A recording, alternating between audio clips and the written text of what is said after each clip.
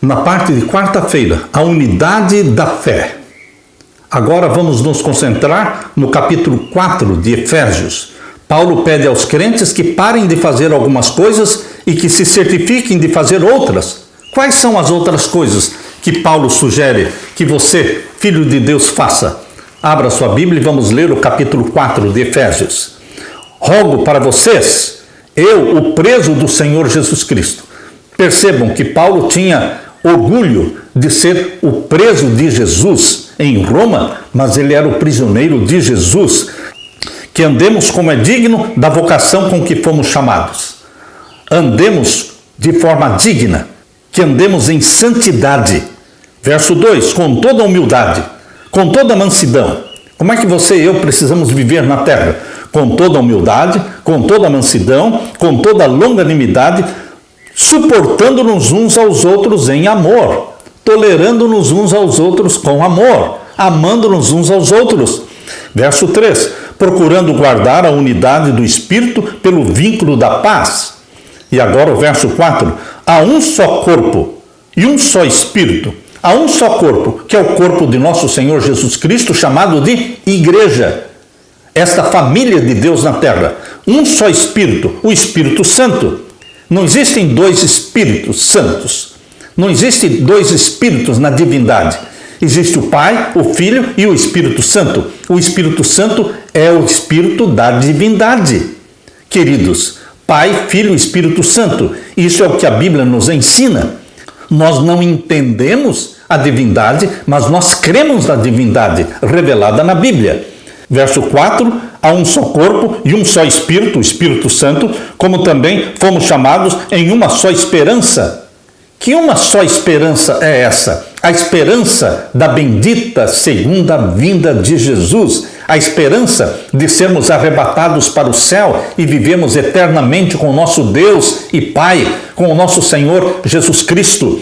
Um só Senhor, que é Jesus Cristo. Uma só fé, é a fé em Jesus Cristo. E um só batismo, que é o batismo em nome do Pai, do Filho e do Espírito Santo, por imersão, morrendo para o pecado e nascendo para viver em novidade de vida, vida nova. E o verso 6, um só Deus e Pai de todos, o qual é sobre todos e por todos e em todos. Novamente Paulo destaca a posição do Deus Pai, que está acima de tudo e todos. Porque na carta aos Efésios, Paulo destaca Jesus Cristo em submissão ao Pai. Ele assumiu a forma humana para todos sempre. Ele se ligou a você e a mim por laços eternos que jamais se partirão. Eternamente, Jesus Cristo será o representante da família humana. E o Pai reinará sobre tudo e todos na eternidade, na nova terra.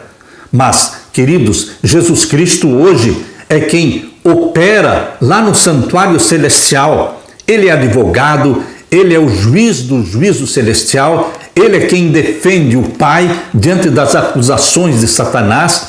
Jesus Cristo recebeu todo o poder e toda a autoridade no céu, até que ele possa destruir a morte.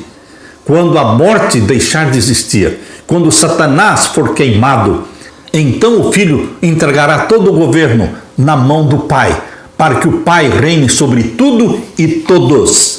E Jesus Cristo assume a sua posição eterna, como cabeça da família humana, como segundo Adão, como nosso representante. Queridos, este é o plano de Deus para a eternidade. Mas a graça foi dada a cada um de nós segundo a medida do dom de Cristo. Pelo que diz, subindo ao alto, levou cativo o cativeiro e deu dons aos homens. Jesus Cristo subiu ao céu, levando uma multidão de cativos da morte. Jesus Cristo libertou os cativos da morte. As primícias dos mortos, elas foram ressuscitadas juntamente com Jesus Cristo. Naquele dia da ressurreição de Jesus, ele não ressuscitou sozinho. Veio dos túmulos uma multidão de santos que ressuscitaram glorificados e subiram ao céu com Jesus Cristo. Por isso Paulo está dizendo, subindo ao alto, levou cativo o cativeiro e deu dons aos homens, porque ele derramou os dons do Espírito Santo sobre você, sobre a sua igreja. Ora, isto ele subiu, e que é, senão que também antes tinha descido às partes mais baixas da terra? Que partes mais baixas da terra? Ele foi sepultado. Ele foi colocado na sepultura de José de Arimateia. Mas, queridos, Jesus Cristo não está morto, ele ressuscitou e subiu ao céu. Por isso diz o verso 10, aquele que desceu é também o mesmo que subiu, porque ele ascendeu ao céu. Primeiramente, ele ascendeu ao céu no mesmo dia em que ele ressuscitou e apresentou as primícias diante do Pai. Depois voltou para a terra, permaneceu aqui 40 dias e então ele ascendeu ao céu. Ao se completarem os 40 dias após a sua ressurreição e 10 dias depois que ele ascendeu aos céus, quando completaram-se 50 dias, então foi derramado o Espírito Santo, dando dons aos homens, cumprindo a promessa de Deus. Aqui diz o verso 10, aquele que desceu é também o mesmo que subiu acima de todos os céus para cumprir todas as coisas. E ele mesmo deu uns para apóstolos. Ele distribuiu dons, os dons do Espírito Santo, dando uns para apóstolos, outros para profetas, outros para evangelistas, outros para pastores e doutores. Deus quer que você descubra o dom que você tem. Deus, em Cristo Jesus, dá dons para todos os salvos. Todos os resgatados pelo sangue de Jesus recebem dons, mas muitos vivem como se não tivessem nenhum dom. Meu querido irmão, o Espírito Santo, ao gerar você, ao dar para você a natureza santa de Jesus, ele também dá para você dons para serem usados no ministério, na pregação do Evangelho. E aqui diz o verso 12, querendo o aperfeiçoamento dos santos, o propósito dos dons é o aperfeiçoamento dos santos, é o aperfeiçoamento da igreja para a obra do ministério. Os dons do Espírito Santo não são dados de forma inútil para fazer nada, mas é para o ministério, para a edificação do corpo de Cristo, para que a igreja de Cristo cresça, cresça em número, cresça em qualidade, cresça no poder do Espírito Santo. Verso 13, até que todos cheguemos aonde? Existe um propósito, existe um padrão para nós alcançarmos. E qual é esse padrão? A unidade da fé, ao conhecimento do Filho de Deus, a varão perfeito. Deus quer a perfeição para você, a santidade para você. Por isso, homens e mulheres, temos que perseguir a perfeição e a santidade em Cristo, à medida da estatura completa em Cristo. Nós cresceremos à semelhança de Jesus Cristo. Meu querido irmão, o padrão a ser imitado é Jesus. A norma de santidade a ser perseguida é a santidade de Jesus Cristo. Por isso diz, à medida da estatura completa de Cristo. Verso 14, para que não sejamos mais meninos. Não podemos ficar como crianças espirituais. Nós temos que crescer espiritualmente.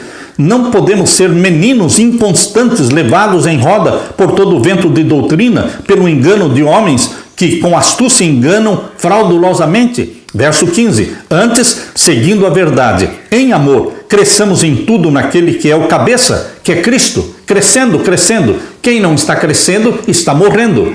Verso 16, do qual todo o corpo, bem ajustado e ligado pelo auxílio de todas as juntas, segundo a justa operação de cada parte, faz o aumento do corpo para a sua edificação em amor. Meu querido irmão, Paulo aqui no capítulo 4 da sua carta aos Efésios, ele fala de coisas profundas.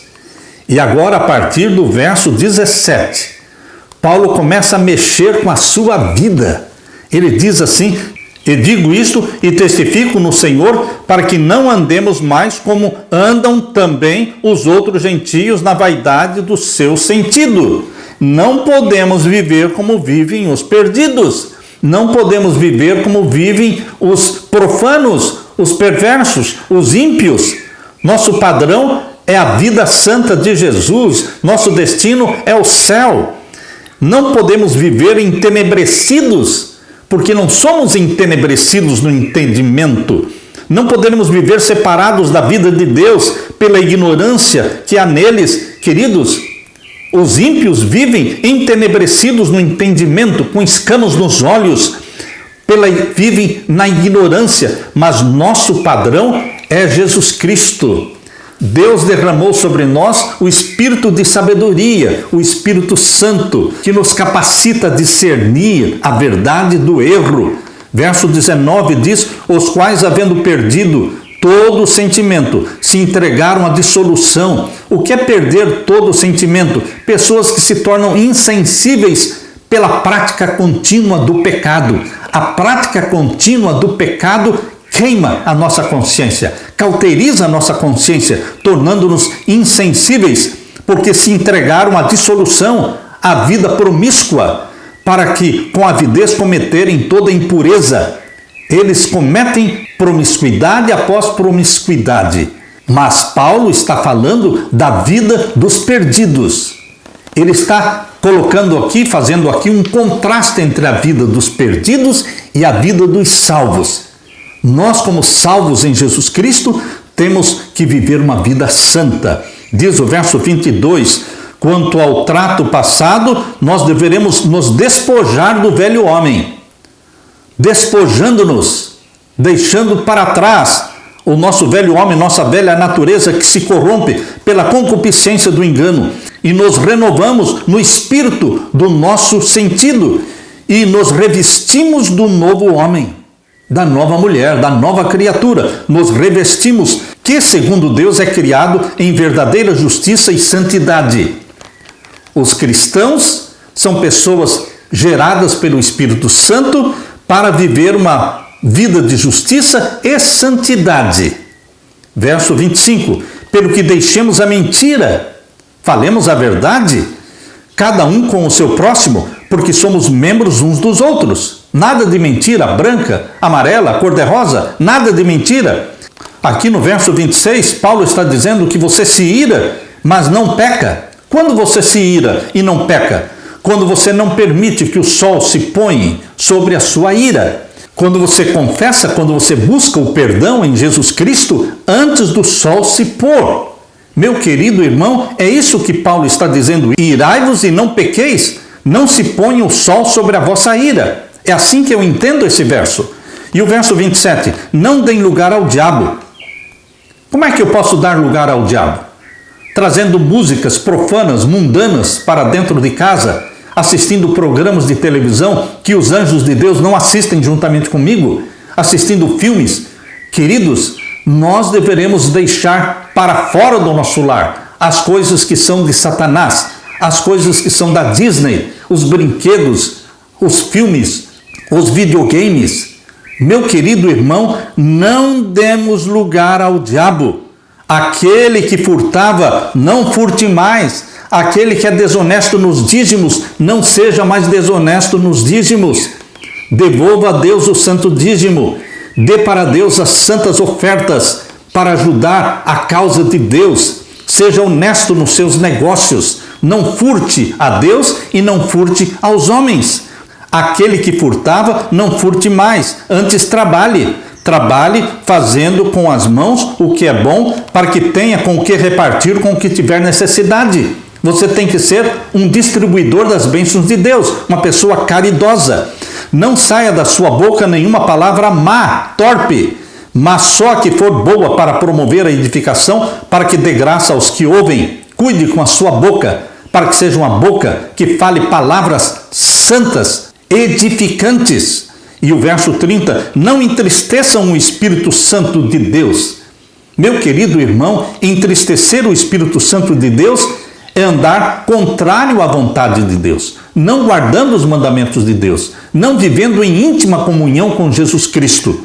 Não entristeça o Espírito Santo, no qual estão selados para o dia da redenção. O selo da nossa conversão é o Espírito Santo sobre nós derramado. Toda amargura e ira e cólera e gritaria e blasfêmia e toda malícia seja tirada dentre nós. Não pode existir na sua vida, na sua boca, amargura, ira, cólera, gritaria, blasfêmias. Tudo isso tem que ser arrancado. O Espírito Santo arranca de você todos esses pecados que fazem parte do reino das trevas.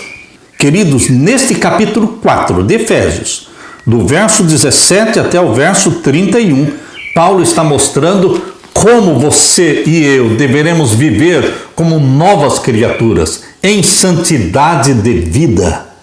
O passado morreu.